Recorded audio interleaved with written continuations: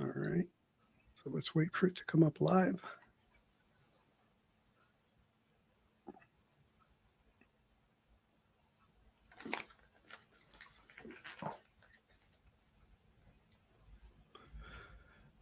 Well, hello, everybody. This is David Bianco at the Safe and Sound Texas Audio Excursion. Tonight, I have two very special guests, Patty Gallo-Stenmann and her daughter, Jane. Patty is someone I met at a record fest last year, which I guess we're going to have about the 1 year anniversary of that here coming up in a few weeks. So, Patty, Jane, thanks for joining me today. Thank you for inviting us this evening. Thanks. Thank you. Great. Well, Patty's been the author of a book about Beatlemania. It's called Beatlemaniacs. And if you got there to hold up, yeah. I've done a few promos on this in a show with her before. And she was one of the young gals involved in like the Beatles Fan Club movement in the U.S. Back in the day. And one thing I always remind people about is that, you know, it's different to reflect on the Beatles, I think, for people who didn't live during that time. Yeah. As opposed to those of us who did, because it was such a huge difference in what was going on, because the country had just gone through the assassination of JFK like 2 months before that in November. And really the country was kind of in a funk. And I Want to Hold Your Hand came out on Christmas Eve, 1963. It was played on a radio station and it caught fire, and Capitol Records couldn't press enough of them to get them out at the beginning of January. So that started the wave. And by February, they were flying to the U.S., came into New York, had a huge crowd waiting for them, screaming young ladies, of course. And they were on the Ed Sullivan Show. And that was really how they really got indoctrinated into the United States. And so these annual Beatles Fests have been celebrating Beatles everything for decades. I've been to several myself in Chicago, in Houston, in Orlando. And so this year was special because it was 60 years since the arrival, and they did it at the same place where they landed. The TWA terminal was preserved kind of as a monument to that. And that is where, in fact, this was held. So, gals, since you were there, and I know, Jane, you probably got more time to explore than Patty, being stuck to a table. Why don't you guys tell us what your first impressions were as you saw this venue? Would you want to go first? Or you want to... Sure. Okay. I just thought it was like stepping back in time. You know, it was just architecturally really beautiful. It just looked like, you know, you're on the set of Mad Men or something like that. You know, it was just it was great. And they had like music in the lobby, you know, that they were streaming down. And it was just, all I kept thinking was that, you know, you feel like you're on the set of Mad Men, and everything was red and like warm lighting and very plush and all this mod furniture. And I just thought, wow, you know, it's not every day you see a hotel like that, you know? No. They actually turned it into a hotel just a few years ago because the TWA folded, I guess, at the 2001. So it was designed by an architect, a Finnish architect who's very sort of mid-century, named Saarinen. And it looks like almost like an egg, the shape of the terminal. It's really cool. So everything was sort of done in, you know, psychedelic mod styling.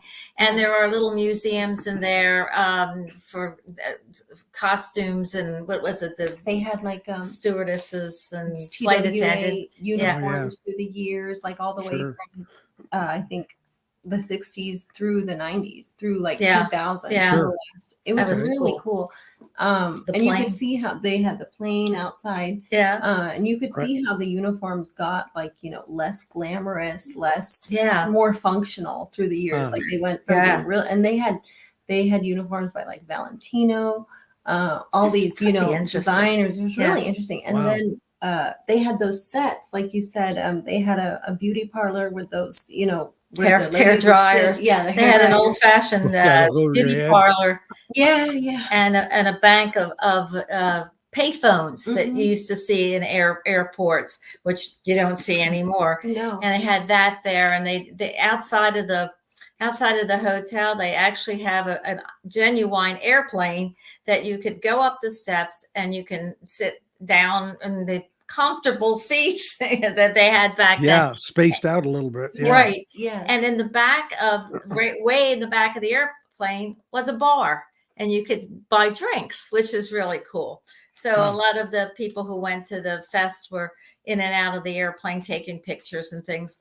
I was stuck to my table as a vendor, so I didn't get to see as much as some of the other people did, and not as much as my daughter, who listened and saw the different groups. Very interesting when you walk into the building used to be where I guess the main terminal where everybody would wait for their flights. And then they had the big sign, which changed all the different flights on top, which was really retro. And that is actually where they had a lot of the groups during the weekend play, which had great acoustics and a lot of room for people to sit. So it was really nice. That was the Apple Jam stage. Like a sunken lounge. A sunken lounge. It was really cool. Yeah, it was beautiful. So it was a good venue for what it was is the 60th anniversary of the Beatles coming to New York City and JFK Airport.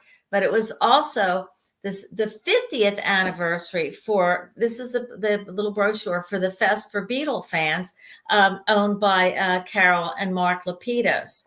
And they have had this now for 50 years. In New York, Chicago, and different cities around the country 2 or 3 times a year. So this was their 50th anniversary, and the 60th for the Beatles in New York. Yeah. Nice. Now tell me, Patty, I think Jane was actually looking for Don Draper when she was. I saw some doppelgangers, so it was nice. Oh, it was really nice.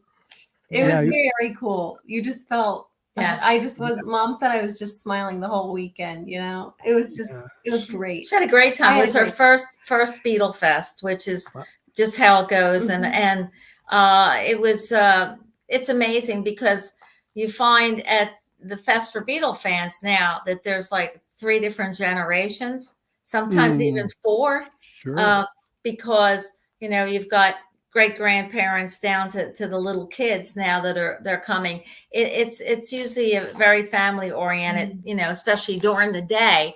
So you've got a lot of different generations there. And what's very interesting with these fests are that there are young people there. Yeah. Am I right, Jane? Yes, like a popular TikToker. Skylar Moody, she was a moderator. Yeah. She judged some of the contests. She has a huge following on TikTok. Yeah. And she's very knowledgeable about Beatles history. And she said I watched some of her TikToks. And she said she got interested in it through a class in college. And then she just kind of went down the rabbit hole, but she knows a lot, and she has a huge following on TikTok. So it's amazing how many young people you see now at the fest who are diehard Beatle fans, and sometimes their parents were and grandparents, sometimes they weren't. But it's interesting to talk to them, and what makes my heart really, feel great is that the Beatles will live on. And we'll live on with new fans, and to me that's great. And the fest is a great thing to see the last few years because they're attracting a lot younger people, and because people my age aren't coming out as much. They're not flying in their 80s or in their 70s. They're not flying as much. No, they're not around to come. No, from the fest I was at years ago. Where they were all my age or even older. And now, that's kind of going by the wayside a little bit, and we're getting a lot of younger people, which is really cool to just living on. And that's what it should do. Music should live on. So, but you have anything else to add there, Jane? Are you okay? Okay. I was going to ask you about the I know a couple of the people who were playing were Mickey Dolenz from the Monkees, Yes. and BJ Kramer was there. Yep. Yes.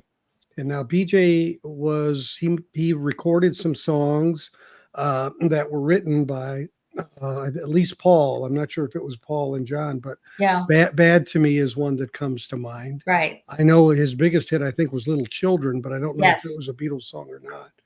But he was there, and he's also released a new single, I guess, Yes. right? Yeah. Yes. So I listened to Are it. You With Me? I think Are it's You called With Yeah, Me? right. And he's done part of an album. He was at Abbey Road Studios last autumn, and that's where he actually recorded all this. And they've done a lot of videos of him in London. In fact, the promo for the new record is taken at Abbey Road and in London, so it's really kind of cool. And yeah, he was there. I don't know if you can see this, but this is a lineup of some of the special guests, and you can see here on this side is Mickey and also Billy J. And then of course there were other Jenny people. Boyd. Yeah. Yeah. There were a lot of other people. Now, Billy J has been at a lot of Beatles Fest in the last few years. He actually lives in the States, and he is quite a headliner. And I've seen Mickey Dolenz before at the fest, maybe 10 years ago. 13. He was there in 13. 13. Yeah, because I was there in 13. I remember being there and seeing him. Yes, it was so interesting because I went to both of his talks because I used to watch the Monkees on Nick at Night when I was little. So I went to both of his talks, and they were just very interesting. And I stood in line for his autograph, and I waited for an hour and a half. And he was just so kind and charming to his fans. And his talk, he talked about a lot of his interactions with the Beatles, and he gave some good anecdotes and relayed some good stories. So I heard about that. And he also talked about, he said, I wasn't really a singer. I was an actor because he was on the show Jungle Boy. Circus Boy. Yeah, not Jungle Boy. And, and he said, 10 years later, I got the Monkees. And he said, I didn't really realize, at the time how rare that was, because at the time there were only 5 networks on TV, and so to have 2 hit shows. Yeah. And he said a lot of things. He said, they weren't necessarily singers. People forgot that, and he said you did have to play an instrument, you had to have musical ability. And he said that his dad taught him, I think it was something on the guitar. His dad was, very proficient at the guitar. So that's how he came by the musical ability. But his audition piece for the Monkees was Johnny Be Good. And and he talked about that. And he said his dad was in entertainment, and, his dad would say, you can't sit at home and wait for the phone to ring. You got to follow the fish, so you have to be really proactive. And it was really interesting. He said he just had a really grounded childhood, and, his parents, they were like, oh no, none of that star stuff, so he would come home and clean the pool, or they lived on a ranch. So he's like, I'd muck out the stables or whatever. He said they were just very grounded people, and that's how he stayed grounded today. That's pretty cool. Yeah. Yeah, it was really listening to, and another really interesting thing, and let me know if I'm going on too long. No, please go ahead. Hang on one second. I think I muted you accidentally. Hang on. He said that, what did he say? Oh, he was the one, because they toured with Jimi Hendrix, and he was the one that first saw Jimi Hendrix. And he said what he was doing was so kind of performance art, and just really, and he's like, wow, this guy's good at the guitar. So he was the one that suggested to their manager, we should go on tour with Jimi Hendrix. And that's how they went on tour with Jimi Hendrix. And he said it was really embarrassing because all these girls would scream, we want Davy, we want Mickey. And, you have this guitar god, and these young girls just want the Monkees. So he said it was really kind of embarrassing, but that was interesting too. So Yeah. Which what's really nice about the Fest for Beatle fans is that they'll interview the big headliners on Saturday afternoon and Sunday afternoon in the main stage auditorium, and then Friday night, Saturday night, and Sunday night they have concerts from 7 or 7:30 in the evening that go on till 11:30 at night. And they have all the headliners in the concerts, and then you can see Mickey perform a few songs and Billy J. And then there was also some of the other headliners, the music headliners. They actually had Lawrence Juber, who was really good from Wings, and they had Mark Rivera, who is a saxophonist and who Billy Joel's saxophonist, but he also does a show on his own. So they also had a drummer who was Ringo's all-star band drummer, Greg Bissonette. He was there. Steve Hawley was a Wings drummer. He was there. So there were a lot of headliners this time, the musician headliners, besides some of the other people who were their headline special guests, like Jenny Boyd, who is Patty Boyd's sister and a star in her own right, and was in the fashion world in London. She's also wrote a book. Frida Kelly, as we all know, Frida, who worked with the Beatles and Brian Epstein back in those days, and she was president of the original fan club. She has a movie. There was a movie out called Good Old Frida. She was there. And Chris O'Dell, who also was an Apple employee from that time and has done a lot of, promotion and books and things of that sort. So they were all there as the women of Apple, and they were special guest stars during the weekend, and they did their little talks. Jane actually saw. I did. I think she saw one or two of them. I went to Jenny Boyd's and I listened to her talk. So I went to both days for Mickey Dolan's, and then I went to Jenny Boyd, and I listened in on Lawrence Juber's jam session. That was really great. Yeah, he's excellent. There was a lot of things happening, and of course, at the fest, there's other things. There's of course a lot of panel discussions. I was on 3 panels. The one that stands out for me is women and the Beatles. And that was a really good one. We had a historian who is a professor, actually. I have to find out where her book is here. She's a professor, and she's American, but she's works at a university in Australia. And her book, she was there at the fest from Australia. It's called. This is an incredible book, A Woman's History of the Beatles, and she interviewed a lot of us from Beatles Fest, she wasn't there, but she interviewed us for this book 3 years ago. So I'm in the book, and a lot of my friends who were first generation Beatlemaniac women are also in the book. And it's actually a scholarly book on, the women, how women had influenced the Beatles, how the Beatles influenced women back in the 60s, and how it led to, women's liberation and stuff. And her name is, she's a professor, Christine Felman Barett. She actually moderated that panel on women and the Beatles. And that was really interesting. A lot of people said that was one of the best panels during the weekend, because we were in the book and we were interviewed by her, and we were on the panel. So that was one thing. And then there were so many other things that happened during that weekend. You can't even. It's just a lot of fun and a lot of music. Yeah, and that's good. That's what it's about. Yeah, it is about, and it's been going on 50 years, which is a long time, And there's a lot of good young groups that are on the Beatles main stage, the Apple Jam stage during the weekends. That I, just to sit there the whole weekend and look at these young groups who play Beatle music, and who some of them are women. I mean, it's just really incredible.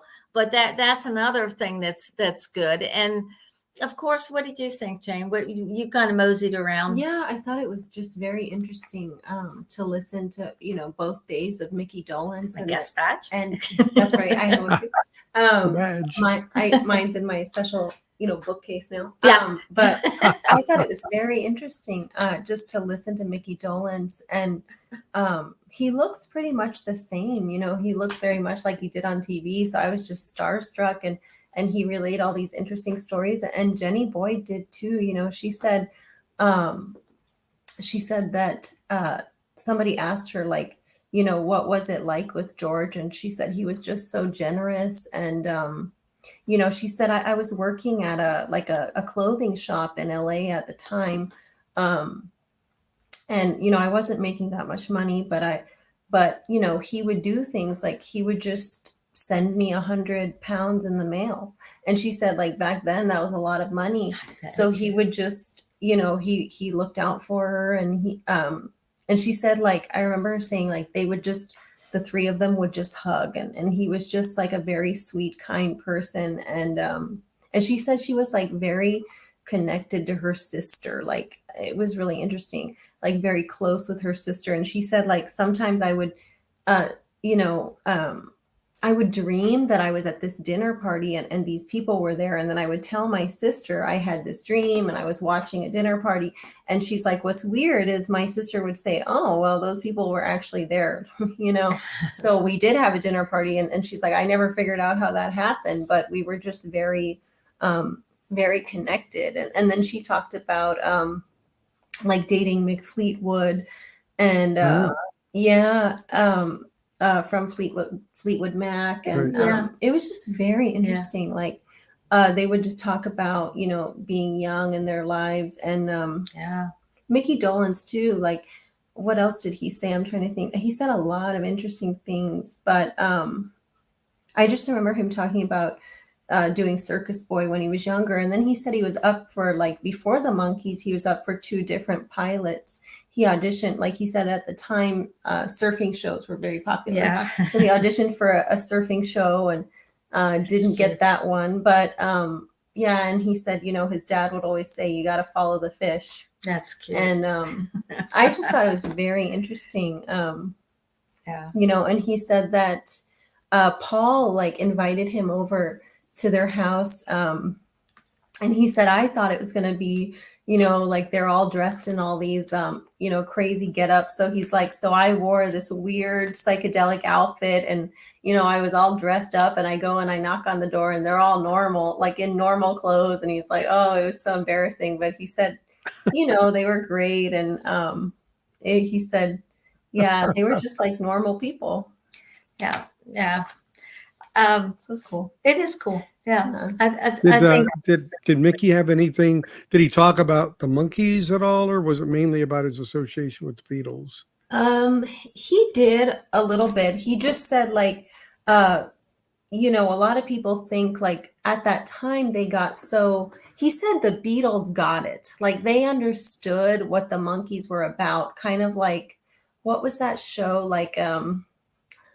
Like not the Marx Brothers, but something like that humor. Like they got the Beatles. Got zany, it. zany kind And that he referenced something. Three Stooges. No? Yeah. Okay. Yeah, something like that. And he's like, the Beatles understood that. He's like, the audience in the UK, they got what we were about much faster than the American audience. Yeah, well, they are better at their comedy is much more that way. They're a little more outrageous, Right. Yeah. Kind of like Monty Python or Benny Hill or whatever. Yeah, right. Yeah. Even when the Beatles made A Hard Day's Night, they kind of compared the Beatles to the Marx Brothers. Yeah. Because they said they were zany and crazy and did all kinds of strange things like the Marx Brothers used to do. So there's that kind of kind of pattern between the two. Yeah, I think so. Yeah. And what else? He also said that they had. Go ahead, David. Sorry. No, go ahead. Oh, okay. He said that they had really good writers for their songs. Like, he named some of them off, and now I'm trying to remember. Neil Diamond wrote "I'm a Believer." Yeah. They did Um, Tommy Boyce and Bobby Hart. Yeah, they had yes. some great writers. Yes. Yeah, That's what he yeah, said. He yeah, said they we did. had, great writers, and that was part of it. Because he Oh, said they had a really, great music director was Don Kirshner was the guy who was in charge of oh, all of their music stuff Yeah. until yeah. they see the Monkees wanted to create their own more as they got more mature. Yeah. And Don, matter of fact, the story is that Sugar was offered to them, and the lawyer, I guess, they were in a hotel room, and Kirshner was there and a lawyer, and Mike Nesmith was so incensed with them suggesting that they sing Mm. Sugar that he put his fist through the wall and he told the lawyer that could have been your face. Oh my. Wow. So they were very, very Mm. wanting to, identify themselves as artists instead Yeah. of Yes. always take. Because I mean, Mike Nesmith, who I'm most interested in, honestly, because he's a great writer. He wrote different drum.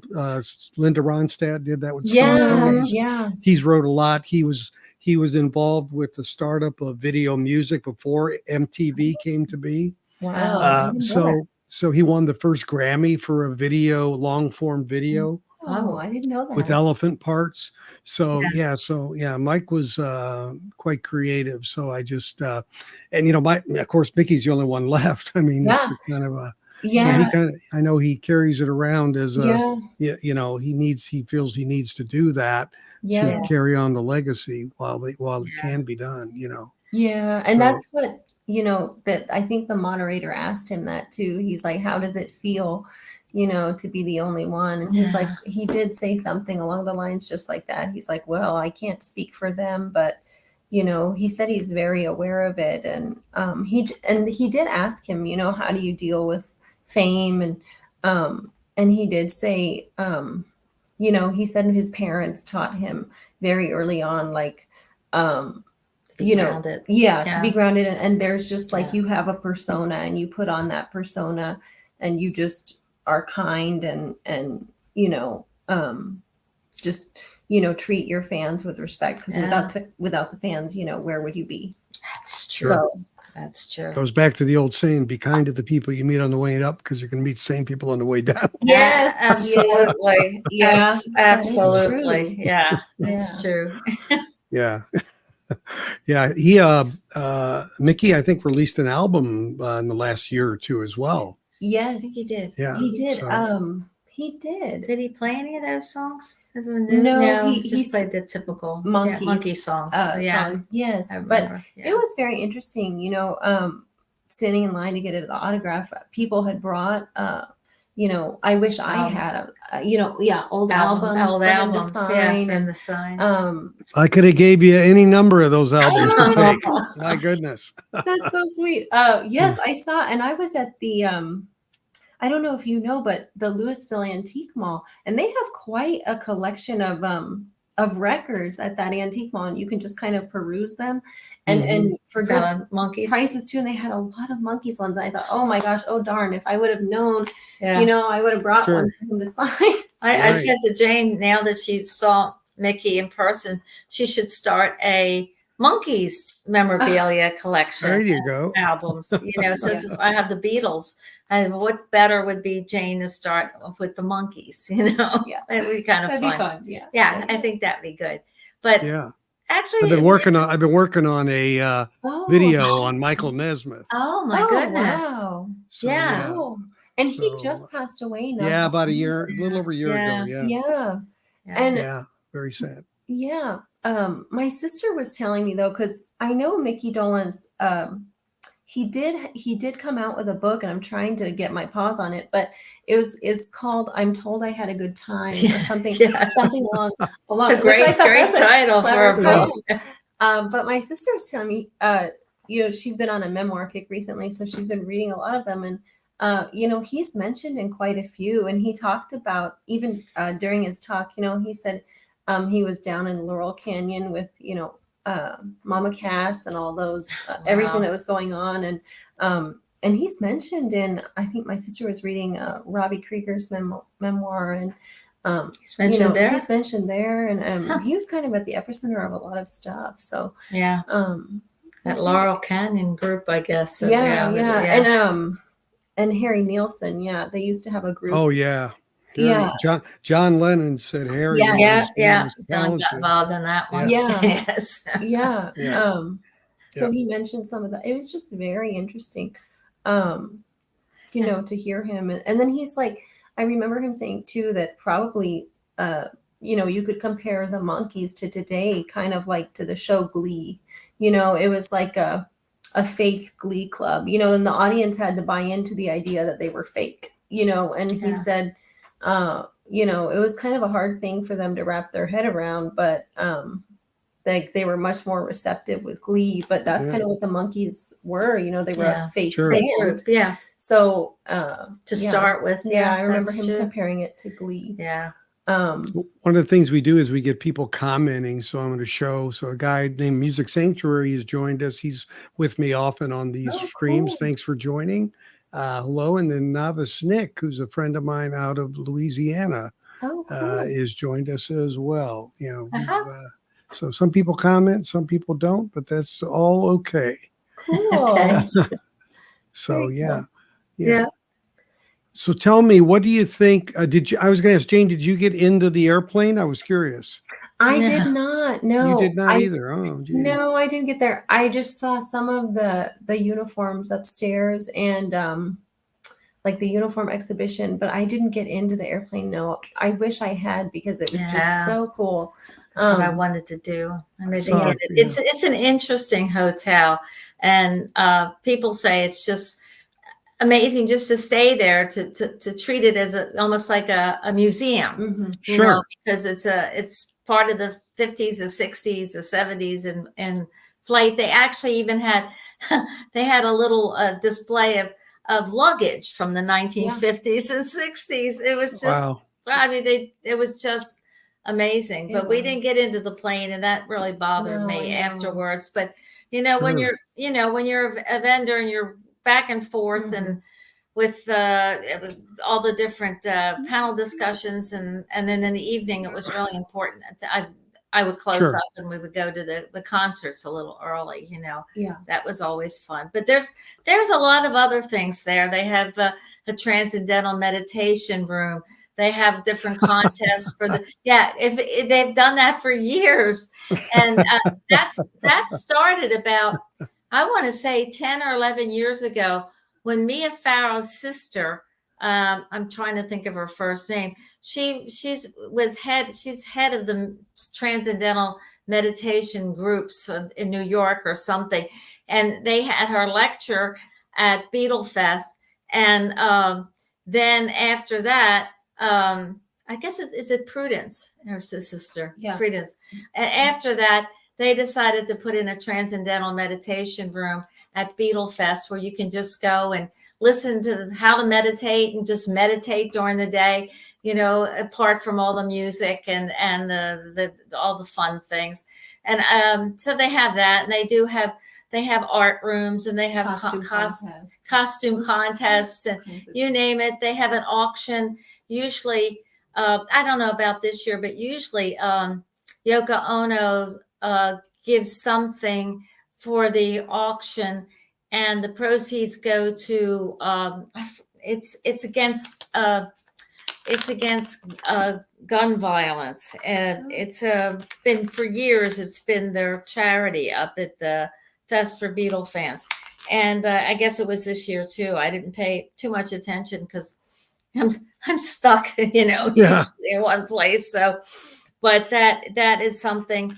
And then it's just a lot of different things going on at the same time. What happened with us authors is that we're usually in a big room, a venue room, with all the other authors, and we're really near the selling the other memorabilia stuff. But because of the way the hotel was set up, they had to put the authors in different conference rooms, which was kind of you were kind of isolated even more from everything. But they were beautiful rooms. It kind of made you think like when it was a terminal, were these like boardrooms. But what struck me was like the paneling on it kind of looked like Yeah. you know, very 1970s. Everything Yeah. was like red, orange, bamboo, you know. It was just, Colors that I love. yes, Yeah, very right. warm, Very- warm yeah. colors, warm lighting. Yeah. I was struck by the size of them. Like today, they'd be so much bigger, but in a Yeah. way, I Yeah. liked that they were smaller. Yeah. You know, it added like Yeah. intimacy to it, and you just really, you felt like you were stepping back in time. And the carpet throughout the downstairs part was lipstick red. Yes, Lipstick red. Everything Yes. was white and lipstick red. yes, It was just amazing. beautiful. So Even and- in the rooms. the rooms too. Yeah. I mean, it was Really? just Wow. it was just an amazing setup for this type of, you know, venue. And I think they wanted to do this because, of course, it was the special year, which is really cool. And I mean, your conference room was on the second floor, Yeah. so they had like a glass balcony. So really, we had the perfect view to the stage. Yes, You know? Nice. yeah, Yeah, because the main auditorium was somewhat smaller than we're used to when we go to the Hyatt Regencies, which are big, you know. Sure. Yeah. So it was great that we could stay on the second floor on the balcony and actually look to the stage and see all the performers each evening. And the Sure. shows were very good, yes. and they go on for hours. And Lawrence Juber, he was just yeah. amazing. Yeah, I went to his jam session, and he didn't. He did have a talk, but I missed a lot of his talk. But just, you know, listening to him play, it was just amazing. He can really play. oh yeah, And yeah. he seems so humble. I'm like, wow, he's so talented, but Yeah. he seems so humble. It's you know, the thing is too that all these headliners, they sign autographs, they walk around during the fest, and you can talk to them. It's just a very homey kind of feeling, you know. It's not that they're surrounded by, you know, 10 bodyguards, or, you know, they're not approachable. Sure. They're pretty approachable. Yeah. And also, not only, of course, do they sign autographs, but a lot of them have their new, you know, CDs with them and all that kind of stuff. So it's really a kind of a family, kind of nice, kind of casual feeling. And as I was mentioning, on Friday night, they open around 5 o'clock, and then it goes on till Sunday evening, till almost midnight when the last concert's over. So it's like 2.5 days of you know, kind of all kind of different events. But on Saturday's usually the big day for the local people to come in and buy stuff and see what's going on, because you could get tickets for the whole 3 days, or you could buy tickets for just one day. So you get all the day trippers. This was New York, from New York and New Jersey, coming in on Saturday. And that's a different feeling, because, you know, they'll bring their kids, and they'll stay, you know, just for the day, and they'll leave in the evening. Mhm. And you get more people in that way, Sure. especially Saturday. Sunday was bad this year because it was Super Bowl Sunday. Yeah. So, you know, everybody's saying, oh, it's kind of quiet around here, Yeah. because the day trippers didn't come in, you know, from New Jersey and New York. But the next fest coming up in, I think it's the first week of August, and it's always in Chicago. So Yes. that'll be at the Hyatt Regency. I think it's August 9th to the 11th at the Hyatt Regency, and the Chicago Fest. And that's coming up. And they have not mentioned who the headliners will be, but usually it's some of the people who've appeared in New York, you know. So Mhm. we might see, I don't know if we'll see Mickey, but we'll probably see Billy J, I think, again, and maybe Lawrence Juber. He's been at a lot of them. And of course, I forgot to say that there's a house band called Liverpool. Right. And it's made up of 4 amazing musicians who actually play in different groups too. They've been for many, many years the house band that are, I mean, I think they're just about the best band that I've ever heard playing, you know, Beatles music. And they were there playing on Friday night, Saturday night, and Sunday night at the big concerts. And it's worth it just to even go listen to the concerts in the evening. I mean, it's really cool, you know. Yeah, this album, it's called From Liverpool, the Beatles box. Oh, Ah. This is a okay. great, it's like an 8 LP box. Wow. And the thing I like about it is all of the songs are in the order they were recorded, Oh, Wow. regardless of when or what album they come on in which country. It didn't Yeah. matter. They are in the order that they were recorded.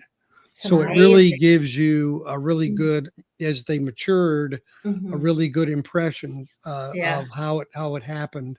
Yeah. Whereas the albums were, especially in the U.S., they were a little more scattered They in were. terms of how they were released. So Yeah. when you said Liverpool, it made me think of that record, That's that cool. box set. But yeah. So tell me, Jane, Mhm. did you look at any of the where they were selling memorabilia?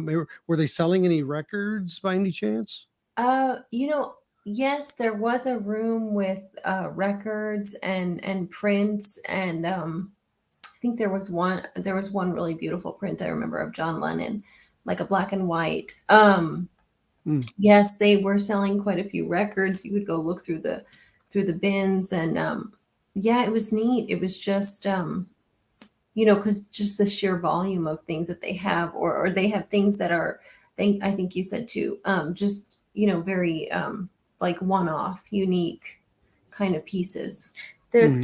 They're actually usually together. There's a big vendor room, but it was smaller at this, hotel. And they were all the outside vendors that come in, and they had some records, and they have, some t-shirts and stuff, and memorabilia. And then Yeah. there's Mark, who owns Beatles Fest. He has his collection of stuff that he sells online. And this time he had a separate room Mhm. selling that. And there were some albums there too, I Yeah. think. But basically, there's a lot of incredible stuff that he has, and if anything from, calendars to Mhm. mugs to everything you can think of in there. So they had those, but those, because of the way the hotel was set up, they couldn't have those rooms like in the same area Mhm. this time, but they always do usually. And that's a very popular place because there's people, as you know, there's people that just come in and they're looking for something special in an album Yeah. or Well, oh, I'm blanking on his name, but Broad Street. oh Give now my I'm calling regards you to Mr. Broad Broad Street. Street. yeah. Yes, yes. Give my He, regards to Paul McCartney. yeah, there was one gentleman that we met there. He loved that that And what Movie. album? Yeah. Yeah, and he Movie and an found album, it. yeah. Yeah. yeah, and he found, I think he had a copy of a tape, and then I think he either found another one or Ed Crawford. Yeah. And then he had, it was really interesting. He had I think it was was it an original or was it a replica? Now I don't remember. I know. Of the jacket that Paul McCartney wore. It was a replica, I'm sure. Yeah. Yeah, and from that, and it was like Yeah. the back was inscribed, and he showed it to me. It was really cool. Yeah. Yeah, you just met people that they had interesting interests, and They um, they come and look for something yeah, special, yeah, and he found it. and sometimes you find it, many times you don't. And Yeah. there were people, there were always people from the auction Mhm. houses and things Mhm. Sure. because they have auctions of Beatle memorabilia and stuff. Yeah. So it's a little bit of this and a little bit of that, and with music thrown in and special Yeah, guests, yeah. and it's fun. It's a crazy 3 days. I always say that going to Beatle Fest is like, for Beatle maniacs, is like going to Disneyland for Mickey Mouse fans. Right. Yeah. Sure. Very It's just similar. it's just that kind of place. But and I thought it brought in an okay crowd, except of course Sunday was, as I said, Super Bowl Sunday, so it was a little bit lighter crowd on Sundays. Yeah. When you think about it, though, think of all the groups that are out there and think of anyone that has the word fest after their name.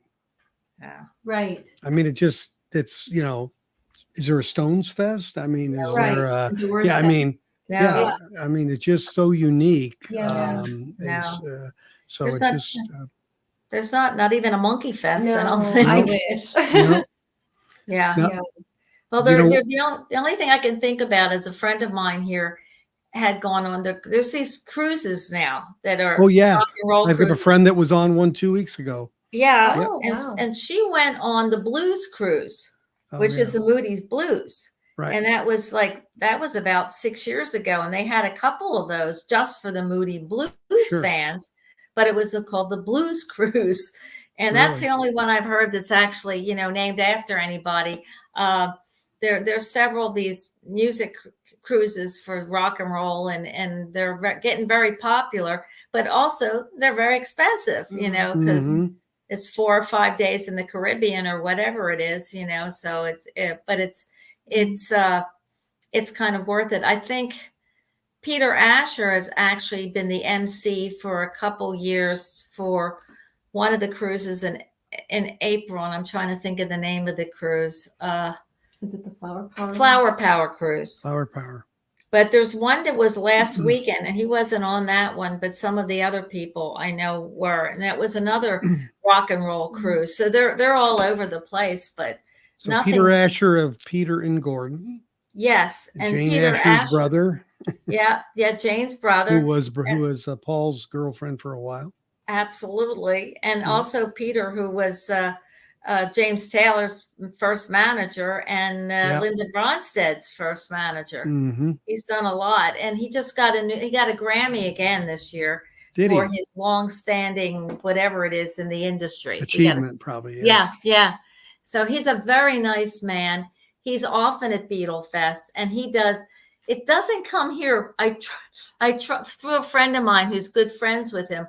We tried to get Peter's manager to bring Peter's one-man show down to Grapevine, to the Palace Theater, but it didn't work. But we tried because his one-man show is phenomenal. It's just a phenomenal show about the past, the 60s. Now, Peter and Gordon wrote some very interesting songs. Lady Godiva was one. The Yeah. other one, not as well known, is Knight in Rusty Armor. I don't know if you've ever heard it, but you have to listen to it and listen to the lyrics. It is just such a creative thought song. It's almost like AI had to come up with it almost. Oh, wow. Yeah. What Really year did they interesting. write it? 65, 66. Oh, Oh, wow. Wow, my goodness. Yeah. Oh. Didn't Paul write? Somebody's asking, didn't Paul write a big hit for Peter and Gordon? Yeah. Their biggest hit was "I'll Go to Pieces," I think, if I remember right. But I don't remember if Paul wrote one. Could have been. I know he did. He wrote. He actually gave it to. Peter tells a story, and I cannot remember the name of it.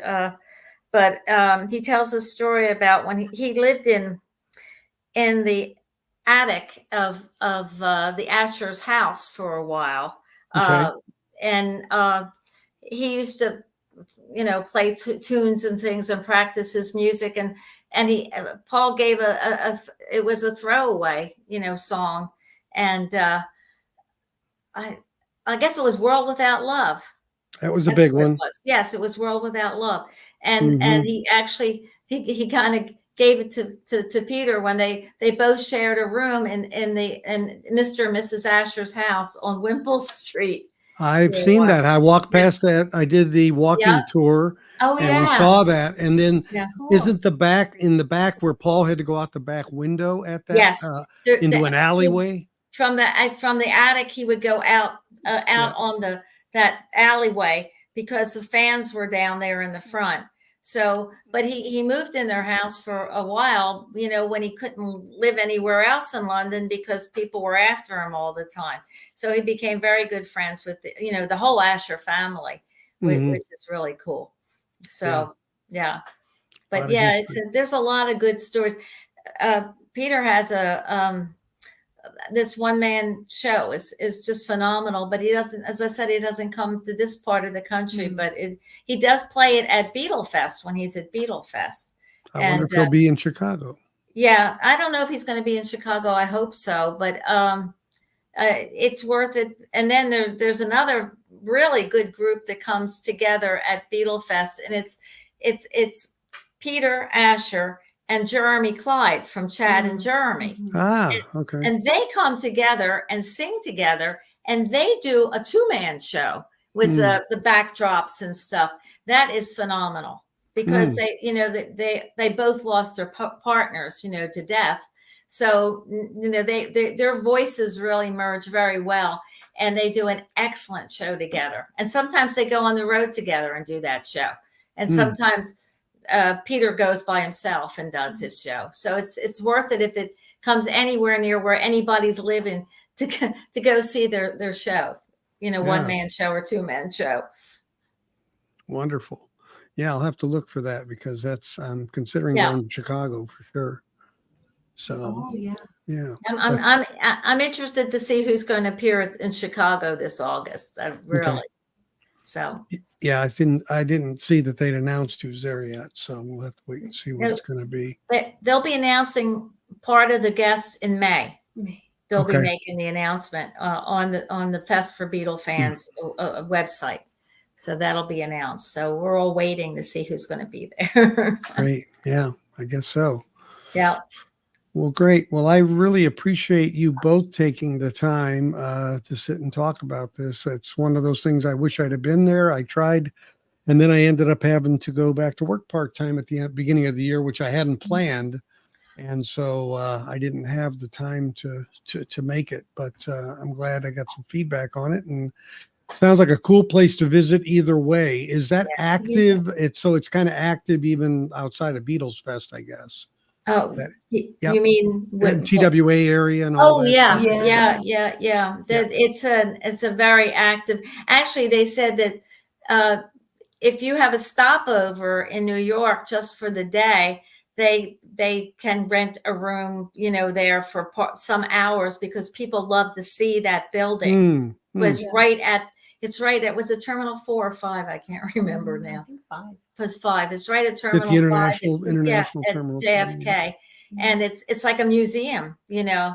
So it's really cool to just tour it if you have some time, if you're at that airport. I've sat at JFK before. It really kind of gets me. Before, so. Just go to the TWA terminal and tour around. There's all kinds of things to see and do. What's funny is, you know, obviously you say TWA and at Trans World Airlines, a lot of people maybe today don't even know what TWA stood for, but it's like, I can imagine someone looking at you real funny if you asked to go to TWA terminal. You think you're Rod Serling in this Twilight Zone or something. Yeah, exactly. Absolutely. Exactly. It's a shame because it's like, yeah. Well, it's the same with Pan Am. I mean, that was the other big airline that's not no more. But they didn't do anything with Pan Am, but TWA had this amazing, you know, architecturally fantastic terminal. So I'm glad that they're actually doing something with it. They've done something with it in a good way, you know. Yeah, I actually think there was a huge tall building in New York that used to say Pan Am on it. Oh, yeah. In the 60s. Yeah. Oh, yeah, actually. But boy, how times change. Yeah, things change for sure. Well, again, thank you very much for joining us. And thank those of you that have been watching so much live, inviting us. Yeah, appreciate it. Just stay enjoyed on. that. Enjoyed it. It was really a lot of fun. Thank you. And have a good week.